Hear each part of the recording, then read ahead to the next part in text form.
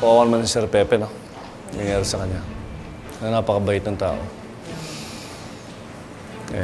Yun talaga yung buhay minsan. Excuse me, diba? Doc Carlos.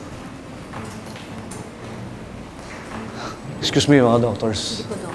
Kausapin lang ako. Ginagawa mo dito? Kasi hinihingi ko.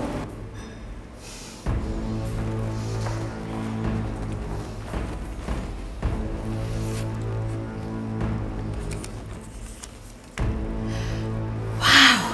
This will go a long way for my son. Thank you. Walang guguluhin, ha? By the way, I found out na nandito rin pala yung isa pang ex ng asawa mo. Sino? Si Michael? No! Doctor siya. Si Doc RJ Tanyag.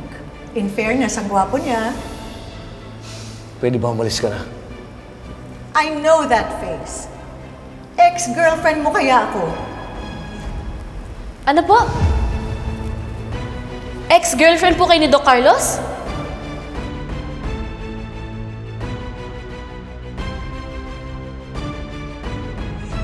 Dok, akala ko po ba dati yung pasyente si Ma'am Irene?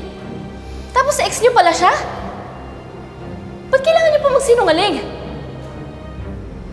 Tapatin niyo nga po ako. Niloloko niyo po si nanay? Dok, sagutin niyo po ako. Niloloko mo ba yung nanay ko?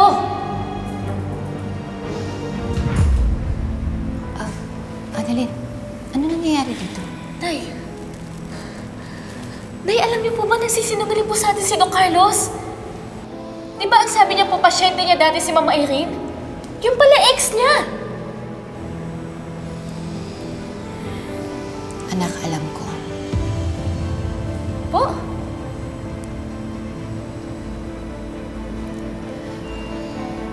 At alam ko rin na magkikita sila para ibigay ni Carlos yung pera kay Irene dahil humihingi siya ng tulong kay Carlos. Mahal na mahal ng tatay mo ang nanay mo. He's a one-woman man through and through. Ang bait-bait nito. Lynette, maraming salamat for being understanding. And I'm sorry if I lied to you.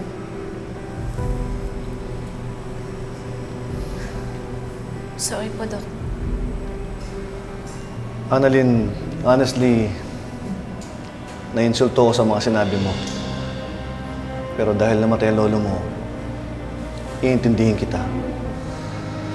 Sorry din kung hindi ko agad sinabi sa'yo. Pero hindi ko niloloko nanay mo.